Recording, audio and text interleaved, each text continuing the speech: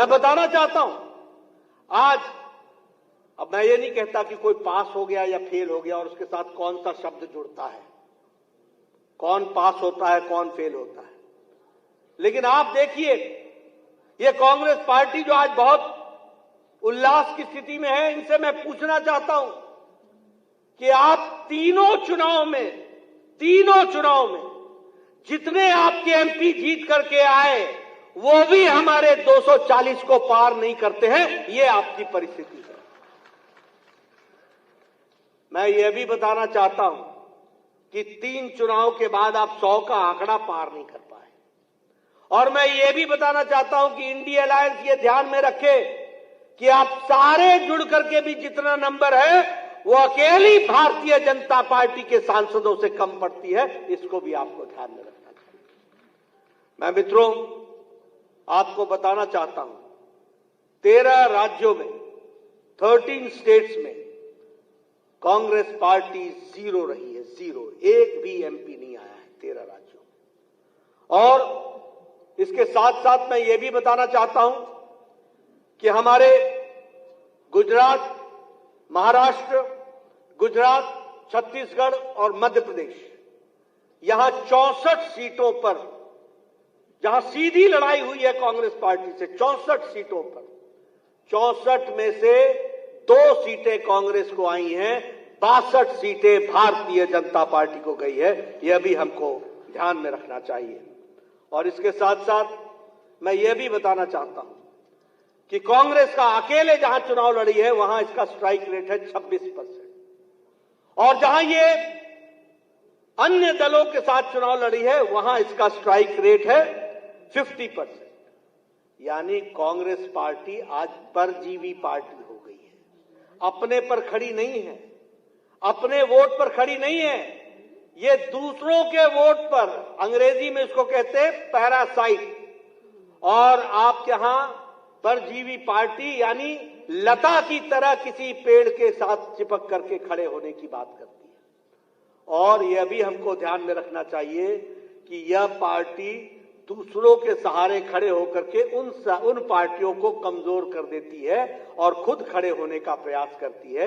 ये कांग्रेस पार्टी का चाल चरित्र है, ये भी हमको ध्यान में रखना चाहिए। इसलिए मित्रों, अगर मैं चुनाव की दृष्टि से बातचीत करूं तो मैं ये कह सकता हूं कि आज ये पार्टियां बैसाखियों पर खड़ी पार्टी है। कांग्रेस पार्टी रीजनल पार्टीज के आधार पर खड़ी पार्टी है, पैरासाइट पार्टी है, परजीवी पार्टी है। ये अपनी ताकत पर खड़ी नहीं होती। और ये जो इंडिया अलायंस है, ये सारा जोड़ लें तो मैं दोबारा बोलता हूं कि उनकी संख्या हमारे 240 से भी कम पड़ती है। ये भी हमको ध्यान में रखना चाहिए। इसलिए मित्रों, मैं एक ही बात कहना चाहता हूं कि हम अपने बारे में जब आत्मचिंतन करें तो सारी बातों को गौर से ध्यान में रख करके आगे के रास्ते को प्रशस्त करने के लिए चले, ये हमारी जिम्मेवारी होगी। अब मैं ये भी बताना चाहता हूं, आप सब लोग भी इस चर्चा को सुनते रहे कि लोगों में भ्रम फैलाने की कोशिश हुई कि संविधान समाप्त हो जाएगा, संविधान पर आघात होगा, संविधान को हम तोड़ मरोड़ देंगे। मैं ये पूछना चाहता हूं, ये संविधान के साथ छेड़छाड़ करने का काम का इतिहास किसका है? और मैं चाहूंगा कि आगे आप ये बात जन जन तक पहुंचाएं। कौन सी ऐसी पार्टी है जिसको इलाहाबाद हाईकोर्ट ने एक बार कह दिया कि प्रधानमंत्री का चुनाव गलत है और गलत के साथ साथ उनको प्रधानमंत्री के पद पर रहना नहीं चाहिए, तो वो संविधान बदल देते हैं, वो इमरजेंसी लगा देते हैं और वो संविधान के साथ साथ संविधान की हत्या भी करते हैं और प्रजातंत्र की भी हत्या करते हैं। इस तरीके की पार्टी है जो संविधान के रक्षक बनकर के आजकल घूम रही है। 90 बार चुनी हुई सरकारों को गिराया है कांग्रेस पार्टी ने, 90 टाइम्स। और एक तरफ भारतीय जनता पार्टी मोदी जी के नेतृत्व में 10 साल के अंदर सिर्फ एक जम्मू कश्मीर में राष्ट्रपति शासन लगाया, और वह भी पार्लियामेंट में बोल करके लगाया कि यह टेम्पररी है, इसको उठा दिया जाएगा और हम चुनाव राष्ट्रपति शासन नहीं लगाएंगे, इस बात को हम कह करके चलते हैं। ये आज प्रजातंत्र की दुहाई देने लगे, ये संविधान के रक्षक बन गए। धर्म के आधार पर आरक्षण देने वाले लोग, जो संविधान में साफ लिखा है कि on religious ground there will be no reservation, उसकी धज्जियां उड़ा करके आंध्र प्रदेश में एक बार नहीं 4 बार प्रयास होता है धर्म के आधार पर आरक्षण देना। कर्नाटक में हम धर्म के आधार पर आरक्षण को समाप्त करते हैं, कांग्रेस पार्टी की सरकार आती है, वो दोबारा धर्म पर आरक्षण लगाने का प्रयास करती है। बोलिए, ऐसे लोगों को आगे आने देना है क्या? मैं पूछना चाहता हूं, आगे आने देना है क्या? ये संविधान के रक्षक हैं क्या? ये संविधान की हत्या करने वाले लोग हैं, ये प्रजातंत्र की हत्या करने वाले लोग हैं। अभी इनको बहुत पीड़ा हुई जब हमने ये 25 जून को संविधान हत्या दिवस के रूप में मनाने का तय किया। इनको बड़ी तकलीफ हुई, लेकिन सच्चाई क्या है? संविधान को एक बार नहीं, बारंबार अगर किसी ने आघात पहुंचाने का प्रयास किया है तो वह कांग्रेस पार्टी ने किया है और इनके नेताओं ने किया है। उसको हमको ध्यान में रखना चाहिए।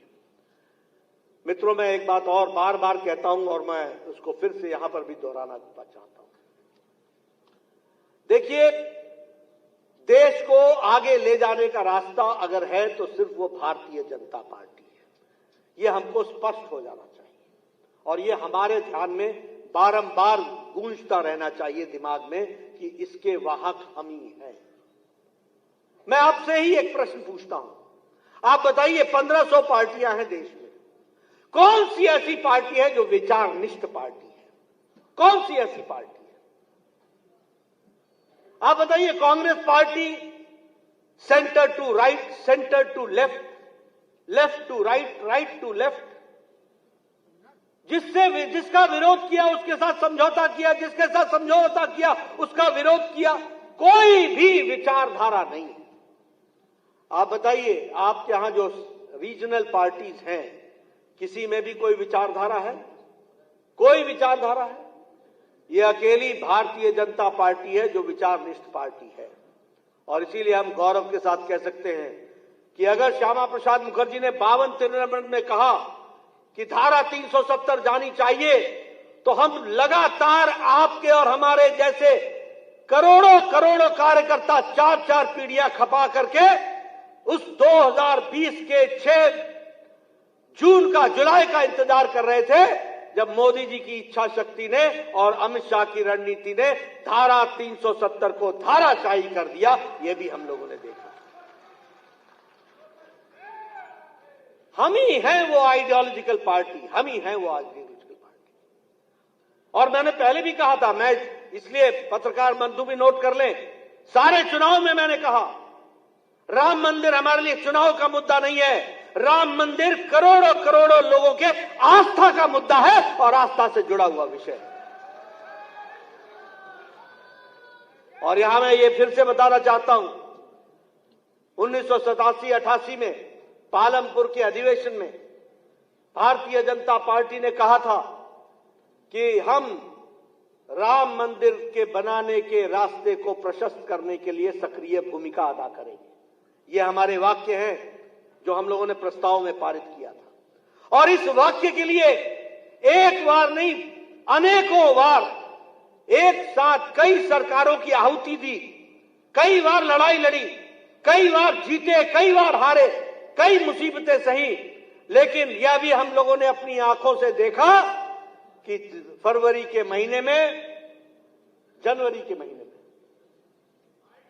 22 जनवरी के दिन प्रधानमंत्री मोदी जी के कल कमलों द्वारा भव्य रामलला की मूर्ति का प्राण प्रतिष्ठा हुआ। वो भी हम लोगों ने इतिहास में दर्ज होते हुए देखा। इसलिए we are ideological based party, हमारी विचारनिष्ठ पार्टी है। अगर पंडित दीनदयाल उपाध्याय ने कहा एकात्म मानववाद, उस समय लोग बोलते थे हमें ये एकात्म मानववाद समझ में नहीं आता है। और जब हमारी जनता पार्टी की सरकार बनी 77 में, और हमारी जब राजस्थान में सरकार बनी, जब हमारी हिमाचल में सरकार बनी, हमारे मुख्यमंत्री बने, हमारी मध्य प्रदेश में सरकार बनी तो उसी को कार्यान्वित करने के लिए हम लोगों ने अंत्योदय शुरू किया और उसी का सरलीकरण करते हुए प्रधानमंत्री मोदी जी ने एक मंत्र दिया, सबका साथ, सबका विकास, सबका विश्वास, सबका प्रयास। मैं ये बात इसलिए बोल रहा हूं कि हम लोगों ने 60 के दशक में, 70 के दशक में, 80 के दशक में, 90 के दशक में अपने विरोधियों से सुना, बारंबार सुना, what is your economic model, what is your economic model, आपकी इकोनॉमिक मॉडल क्या है बताओ, आपकी अर्थनीति क्या है ये बताओ। वो अर्थनीति को सरलीकरण के जाने के बजाय जटिल बना रहे थे। वो सामान्य व्यक्ति को समझ में न आए इस तरीके से अपनी अर्थनीति की व्यवस्था कर रहे थे। लेकिन प्रधानमंत्री मोदी जी ने हमारी अर्थनीति को सरलीकरण करके हम सबके सामने रखा, सबका साथ, सबका विकास, सबका विश्वास, सबका प्रयास, और उसी विषय को लेकर के हम आगे बढ़े हैं और हमने उसको पूरा करने का प्रयास किया है। मैं यहां जब आइडियोलॉजिकल बेस्ड पार्टी की बात करता हूं तो मैं यहां आपको यह भी बताना चाहता हूं कि we are the only cadre based party. इस बात को आप ध्यान में रखिए। यह संख्या यहां कोई ऐसे ही घूमता फिरता हुआ आया हुआ व्यक्ति नहीं है। वो किसी न किसी क्रम के अनुसार, वो किसी न किसी जिम्मेवारी के अनुसार वह आज यहां पर उपस्थित है। और इसीलिए हम कहते हैं कि 18 करोड़ की हम पार्टी हैं और 18 करोड़ की पार्टी में हमारे 1,16,000 शक्ति केंद्र हैं और 10,40,000 बूथ में 6,80,000 बूथ पर हमारे बूथ के अध्यक्ष और बूथ की समिति है। ये पार्टी अकेली भारतीय जनता पार्टी है। और अगर मैं मास फॉलोइंग की बात करूं तो सबसे ज्यादा सांसद, 1500 से ज्यादा हमारे विधायक, हमारे 300 से ज्यादा हमारे एमएलसी और हमारे लगभग 200 से ज्यादा हमारे मेयर्स और हमारे चुने हुए हजारों से ज्यादा ब्लॉक के सदस्य और हमारे चेयरमैन चुन करके आए हैं। We are the only mass following party. अगर जनता किसी के साथ जुड़ी है तो वो भारतीय जनता पार्टी के साथ जुड़ी। और यहां बताना चाहता हूं मैं, एनडीए की 17 स्टेट में सरकारें हैं एनडीए की, और विशुद्ध भारतीय जनता पार्टी की 13 राज्यों में सरकारें हैं। और आपको जानकर खुशी होगी कि 58% के भूभाग पर भारतीय जनता पार्टी का कमल खिल रहा है और 57% की जनता पर भारतीय जनता पार्टी का शासन चल रहा है। ये भारतीय जनता पार्टी है। इसलिए हमें यह ध्यान में रखना चाहिए कि किस तरीके की पार्टी के हम सदस्य हैं, किस तरीके से हम पार्टी को आगे बढ़ाने का काम कर रहे हैं। और जब मैंने आइडियोलॉजिकल पार्टी की बात की तो हम लोगों ने छदम जो सेकुलरिज्म था, इसको हम लोगों ने, स्यूडो सेकुलरिज्म था, इसको भी हम लोगों ने चैलेंज किया। तुष्टीकरण के खिलाफ हमने लड़ाई लड़ी और उसी के साथ साथ जो व्यवस्था, अर्थव्यवस्था चरमराई हुई थी, उसको एक सुदृढ़ अर्थव्यवस्था के रूप में खड़ा करने का काम किया। तो प्रधानमंत्री मोदी जी के नेतृत्व में भारत ने किया। इस बात को हमको, भारत में हुआ है, इस बात को हमको ध्यान में रखना चाहिए। आप 2014 के पहले की तस्वीर देख लीजिए। मैं बार बार इस बात को इसलिए कहता हूं कि हम सब लोग बड़े साधु प्रकृति के आदमी हैं, बहुत साधु।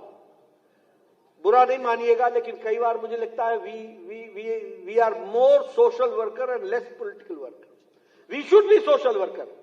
आखिर सेवा ही संगठन किसी और राजनीतिक दल ने नहीं किया। अगर सोशल काम भी किया है तो उसमें अगर सबसे ज्यादा किया है तो भारतीय जनता पार्टी ने किया।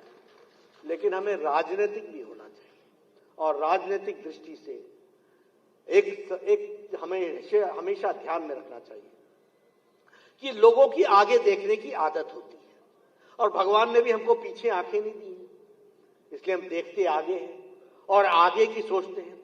पर हम भूल जाते हैं कि हमने यात्रा कहां से प्रारंभ की थी। हम भूल जाते हैं कि हम कहां खड़े थे और हम कहां से चले और कहां पहुंचे। याद करो 2014 के पहले का दिन। आप बताइए 2014 के पहले का दिन कैसा था, क्या परिस्थिति थी। भ्रष्टाचारी देश कहलाता था, पॉलिसी पैरालिसिस कहलाता था, रिमोट कंट्रोल से चलने वाला देश था, अर्थनीति हमारी लड़खड़ा चुकी थी, हमारे यहां कोई निवेश करने के लिए आता नहीं था। और याद करो उत्तर प्रदेश 2017 तक कैसा उत्तर प्रदेश था। आप दंगे भूल गए क्या? आप माफिया राज भूल गए क्या? क्या आप अराजकता भूल गए क्या? क्या किस तरीके से लोग पलायन कर रहे थे इसको भूल गए क्या? क्या आप भूल गए कि बहु बेटियां सुरक्षित नहीं थी? क्या आप भूल गए थे कि व्यापारी उत्तर प्रदेश को छोड़ करके जा रहे थे? मैं इसलिए ये सब आपको याद दिलाता हूं और दिलाना चाहता हूं कि याद रखना, उजाले का महत्व तो तब समझ में आता है जब अंधकार की त्रासदी ध्यान में हो। अगर अंधकार की त्रासदी ध्यान में नहीं होगी तो उजाले का महत्व समझ में नहीं आएगा। अगर पूर्णमासी तब समझ में आएगी जब अमावस्या की रात देखी हो। और इसीलिए मैं आपको हमेशा कहता हूं, politics is dynamic, politics is always it is always related. हमेशा हमको देखना पड़ेगा हम कितना चले, कितना आगे बढ़े और हम कहां आज पहुंचे। चाहे उत्तर प्रदेश की तस्वीर ले लीजिए, चाहे आप देश की तस्वीर ले लीजिए।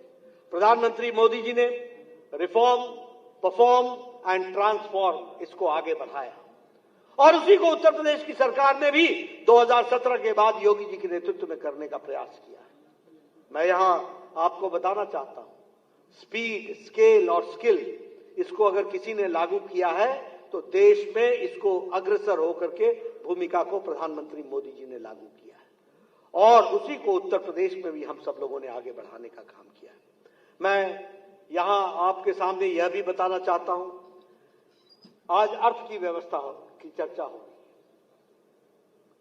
आप सब लोग ध्यान रखिए क्योंकि आप सब पॉलिटिकल कार्यकर्ता हैं और आपके ध्यान में होना चाहिए और आपके जहन में होना चाहिए कि हम पॉलिटिकल कार्यकर्ता के दृष्टि से हम कौन सा डिस्कोर्स लोगों के सामने खड़ा कर रहे हैं, कौन सा नैरेटिव हम खड़ा कर रहे हैं। मुझे समझ में नहीं आता ये कांग्रेसी भाई और वो भाई बहन दोनों मिला के, ये सब लोग पढ़े लिखे अनपढ़ मुझे दिखते हैं। और ये मैं आपके सामने नहीं बोल रहा हूं, ये मैंने राज्यसभा में भी कहा है, अपने वक्तव्य में भी कहा है, ये पढ़े लिखे अनपढ़ हैं। सुरेंद्र नागर जी इसके चश्मदीद गवाह है। मैंने कहा है कि ये पढ़े लिखे अनपढ़ हैं, इनको मालूम नहीं है। ये सब लोग खड़े होकर के बोलने लगते हैं अनएम्प्लॉयमेंट, बेरोजगारी बेरोजगारी, फिर इसके साथ साथ बोलने लगते हैं महंगाई। ये मुद्दे ला करके खड़ा करते हैं। मैं आपके सामने कुछ विषय रखना चाहता हूं।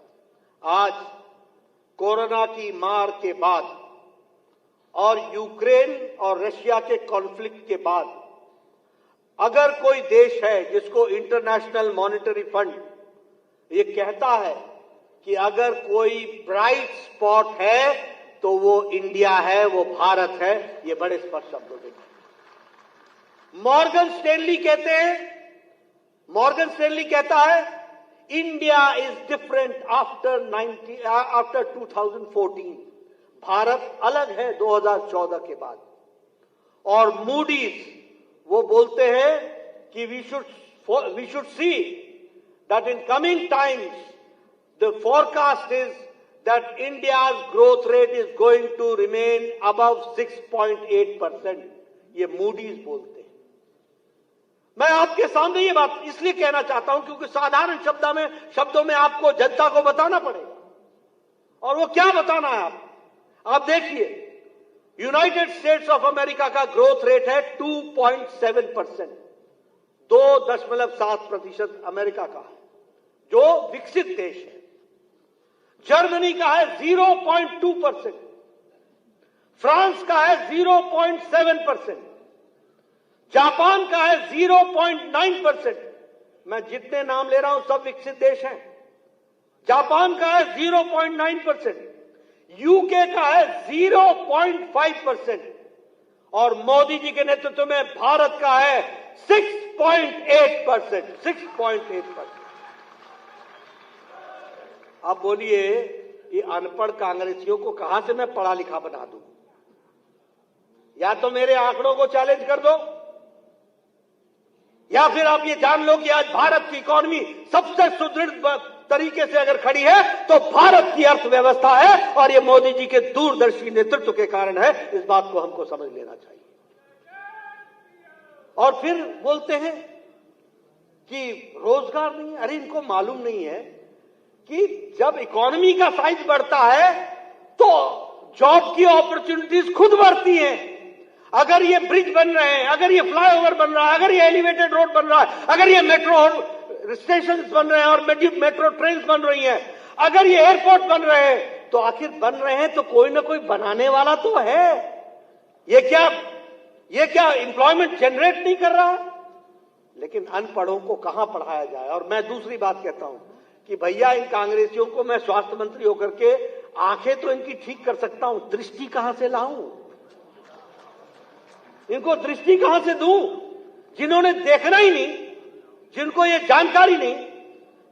ये कैसे हो गया कि 2014 से 2024 पहुंचते पहुंचते भारत जो 11वें नंबर पर अर्थव्यवस्था में खड़ा था, उसने 200 साल जिसने राज किया ब्रिटेन, उसको पछाड़ करके आज भारत 5वें नंबर की अर्थव्यवस्था बन गया, 5वें नंबर की अर्थव्यवस्था। और ये कैसे हो गया कि आज हम मोदी जी के नेतृत्व में विकसित भारत की कल्पना को लेकर के चल रहे हैं? तो हम ये दम भर करके कहते हैं कि आने वाले 2 साल में भारत दुनिया की 3री नंबर की अर्थव्यवस्था बन जाएगा, 3rd नंबर की अर्थव्यवस्था बन जाएगा। तो मैं यही कहूंगा, पढ़े लिखे अनपढ़ जहां हो वहीं रहो। देश तो आगे बढ़ रहा है और बढ़ता ही रहेगा, आगे ही जाएगा, उसको कोई रोक नहीं सकता। और मैं यहां आपको यह भी बताना चाहता हूं कि आज भारत दुनिया की इकोनॉमी में 15% योगदान आज भारत का हो गया है। 15% कंट्रीब्यूशन भारत का हो गया। और आपको जानकर के खुशी होगी, और वो मैं निश्चित रूप से आपको उसके लिए बधाई भी देता हूं कि आज उत्तर प्रदेश भारत का दूसरा सबसे बड़ा लार्जेस्ट इकोनॉमी बन गया, अर्थव्यवस्था बन गई है। इसके लिए भी मैं उत्तर प्रदेश की सरकार को बधाई देना चाहता हूं। क्या समय था, यहां से पलायन हो रहा था। और ये मैं आप कार्यकर्ताओं से पूछना चाहता हूं, देखिए मैं एक राजनीतिक कार्यकर्ता हूं। राजनीतिक नेता को यह तय करना है कि वह समाज के बीच में कौन सा डिस्कोर्स खड़ा करना चाहता है, और ये मुद्दे हैं जिसको हमको खड़ा करना चाहिए। इसीलिए हम बने हैं और इसी बातों को कहने के लिए हम बने हैं। किस बात के लिए हम तकलीफ में आए, किस बात के लिए हम सोचने में मजबूर हो कि हमें कुछ सोचना है? मैं आपसे पूछना चाहता हूं कि आज जब हम 2nd लार्जेस्ट इकोनॉमी यूपी बन गया, ये यूपी कहां खड़ा था? अरे दिल्ली से बुलंदशहर आते आते तक तो सुबह की सांझ हो जाती थी। और आज मथुरा पहुंचने के लिए कोई व्यक्ति रात को दिल्ली नहीं आता है, बोलता है सुबह 10 बजे बुलाओगे, 8 बजे बुलाओगे, मैं आ जाऊंगा, 2 घंटे में तो पहुंचना है, ये एक्सप्रेस वे पकड़ूंगा और पहुंच जाऊंगा। आप बताइए, एक्सप्रेस वे की बहार उत्तर प्रदेश में लगी है कि नहीं लगी है? जरा जोर से बोलो भाई। मुझे लगता है भोजन के बाद थोड़ी तकलीफ तो होती है, लेकिन बोलिए, झड़ी लगी है कि नहीं लगी है? एलिवेटेड रोड बन रहा है कि नहीं बन रहा है? अंडरपास बन रहा है कि नहीं बन रहा है? बाईपास बन रहा है कि नहीं बन रहा है? मेडिकल कॉलेज की झड़ी लगी कि नहीं लगी? आप बताइए, इंजीनियरिंग कॉलेजेस खुले कि नहीं खुले? आप बताइए, all India institute of medical sciences मिला कि नहीं मिला? ये 10 साल के अंदर, यही मैं ही स्वास्थ्य मंत्री था। पहले तो गोरखपुर जाने का मतलब ये होता था लखनऊ में उतरो, फिर कभी गाड़ी सड़क पर और कभी सड़क गाड़ी पर, दोनों धक्के खाते हुए 4 घंटे 5 घंटे लगा के गोरखपुर पहुंचो, तब जाके जापानीज इंसेफ्लाइटिस का इलाज कराने के लिए डॉक्टरों को लगाओ। आज मैं गौरव के साथ कह सकता हूं कि पूर्वी उत्तर प्रदेश को वाराणसी और Gorakhpur world class health systems को क्रिएट किया गया है, वर्ल्ड क्लास हेल्थ सिस्टम को। लेकिन ये मुद्दे आप जो सारे सतयुगी है ना, वो हाँ बहुत अच्छा, बहुत अच्छा। अरे भैया, बहुत अच्छा नहीं, बहुत अच्छा बताना होता है, लोगों को बताना होता है अंधेरा क्या है और उजाला क्या है। ये मुद्दा हमारे सामने होना चाहिए। इसलिए विकास की दृष्टि से आपने सोचा था इंटरनेशनल एयरपोर्ट्स बनेंगे, एक इंटरनेशनल एयरपोर्ट होता था। आपने सोचा था कि एयरपोर्ट्स बनेंगे, आज आगरा जाना हो तो अलग एयरपोर्ट है, लखनऊ आना हो तो अलग एयरपोर्ट है, इलाहाबाद जाना हो तो बात अलग है, और इंटरनेशनल एयरपोर्ट बन रहे हैं। और कौन, और मोदी जी का सपना क्या है कि हवाई चप्पल पहनने वाला हवाई जहाज पर चढ़ेगा, इस बात को पूरा करना है। बोलिए, उसके लिए हमको आगे बढ़ना है कि नहीं बढ़ना है? पूरी ताकत लगानी है कि नहीं लगानी है? यही मुद्दे हैं जिनको हमको आगे आकर के बढ़ाना। मैं तो बार बार बोलता हूं, आपको बार बार याद दिलाने के लिए बोलता हूं। अरे स्टील में रॉ मटेरियल के लिए हम चाइना का इंतजार करते थे। आज भारत दूसरे नंबर का स्टील का एक्सपोर्टर हो गया दुनिया में। स्टील प्रोडक्शन में भारत दूसरे नंबर पर खड़ा है। पेट्रोकेमिकल्स में भारत आगे बढ़ चुका है। फार्मास्यूटिकल्स की जिम्मेवारी प्रधानमंत्री मोदी जी ने आजकल मुझे दी है, लेकिन चुनाव के दौरान मैं आपको आकर के बताता था कि फार्मास्यूटिकल्स में, दवाई बनाने में भारत दुनिया में दुनिया की डिस्पेंसरी बन चुका है। सबसे सस्ती और सबसे कारगर दवाई, असरदार दवाई आज भारत बना रहा है, भारत। और आपको जानकर के आश्चर्य होगा कि अमेरिका के लोग भी अब भारत के मेडिसिन का उपयोग कर रहे हैं। उनको भी भारत की दवाई सस्ती दिखती है और वो जो प्रोड्यूस कर रहे हैं वो भी भारत की दवाई ले रहे हैं। उसी तरीके से आप देखिए मोबाइल्स की बात मैंने बार बार कही, मैं आज भी आपके सामने कहना चाहता हूं। एक समय में हमारे पास मोबाइल होता था made in China, made in Korea, made in Taiwan, made in Indonesia, ये मेड इन मलेशिया, ऐसे ऐसे मोबाइल लेके हम घूमते थे, पता नहीं क्या क्या नाम होते थे उनके। आज भारत 97% मोबाइल, 97% मोबाइल भारत बना रहा है। एप्पल भी अब भारत में बन रहा है। ये परिस्थितियां बन रही और इसीलिए जब मैं इसकी बात करता हूं तो आपको यह बताना चाहता हूं, आज हम जापान को पछाड़ करके हम तीसरे सबसे लार्जेस्ट ऑटोमोबाइल मार्केट बन गए। अब मैं आपसे एक सिंपल सा सवाल पूछता हूं, दुनिया में तीसरे नंबर का ऑटोमोबाइल मार्केट भारत है। ये गाड़ियां खरीद तो तभी रहे होगे ना जब जेब में पैसा होगा। बिना जेब में पैसे के तुम गाड़ियां खरीद रहे हो और हर साल लाखों में गाड़ियां बन रही हैं और लाखों में गाड़ियां खरीदी जा रही हैं। ये भारत की बढ़ती हुई इकोनॉमी का नतीजा है जिसको हमको ध्यान रखना चाहिए। लेकिन हां, हमारी जिम्मेवारी है कि हम ये सारी बातें सही ढंग से लोगों को बताएं और उनको इन सब चीजों में अपने आप तरीके से जोड़ने का प्रयास करें।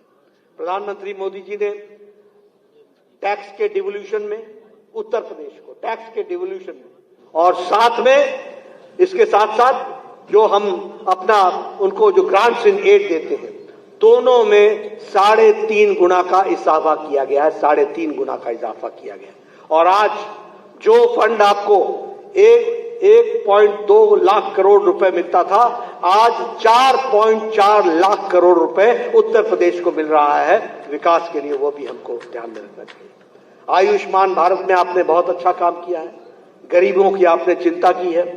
मैंने मेडिकल कॉलेज की आपके सामने चर्चा की, 27 मेडिकल कॉलेजेस नए खुले हैं और इस तरीके से काम को आगे बढ़ाने का काम हमारी सरकार ने किया है।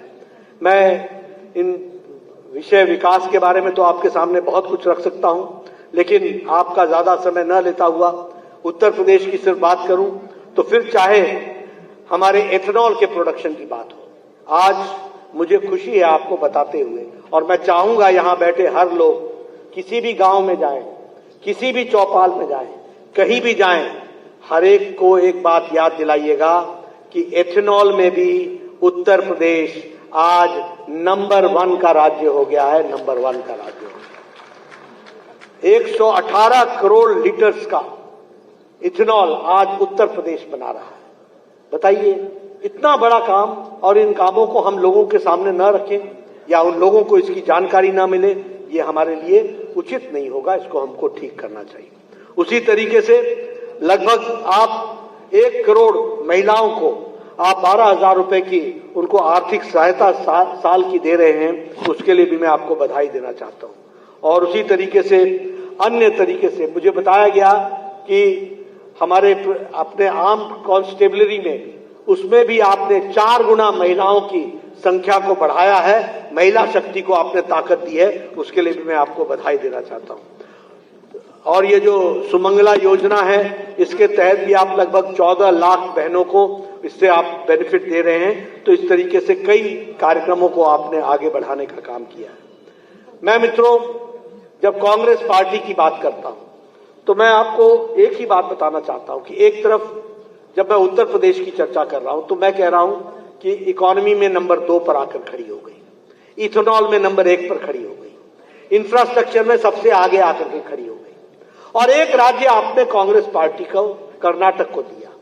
आज कर्नाटक में फाइनेंस सेक्रेटरी क्या बोलता है कि we are coming to a dead end, हम एक डेड एंड में आ रहे हैं।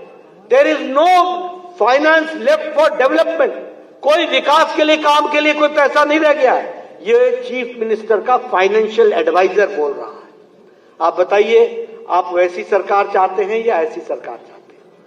जरा जोर से बोलिए, वैसी सरकार चाहते हैं या ऐसी सरकार चाहते हैं?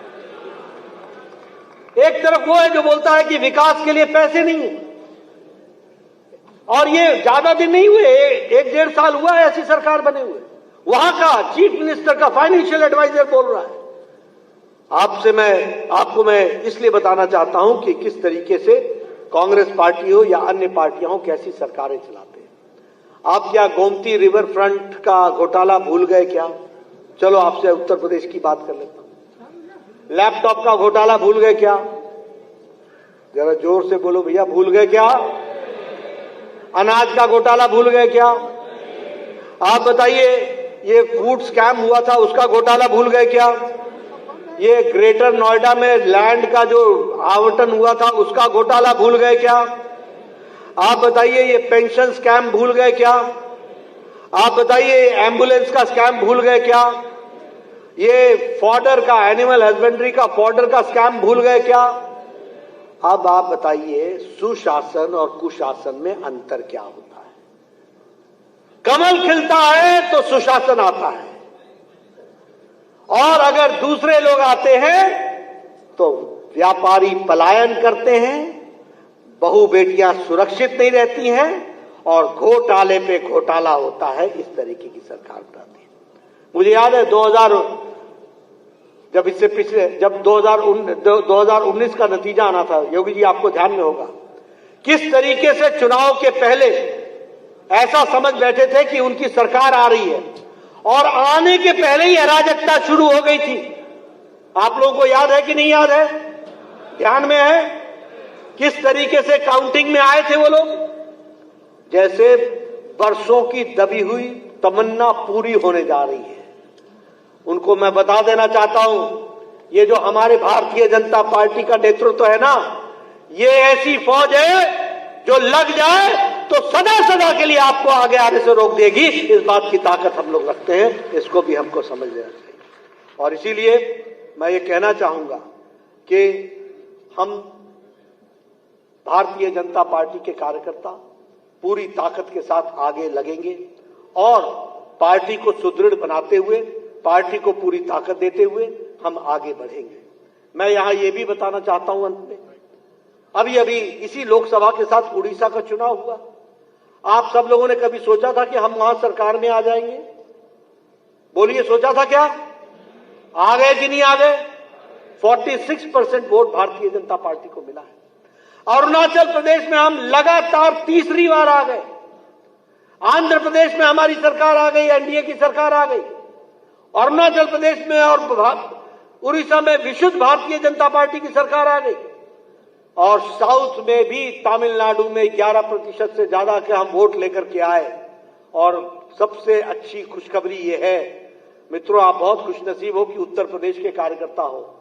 आप उन केरल के भाइयों से पूछो जिन्होंने हजारों की संख्या में अपनी जीवन के दांव में लगा करके उन्होंने लड़ाई लड़ी है, और आज विशुद्ध कमल के निशान पर जीतता हुआ पहली बार लोकसभा में हमारा प्रतिनिधित्व हो रहा है, तो केरल में भी हो रहा है।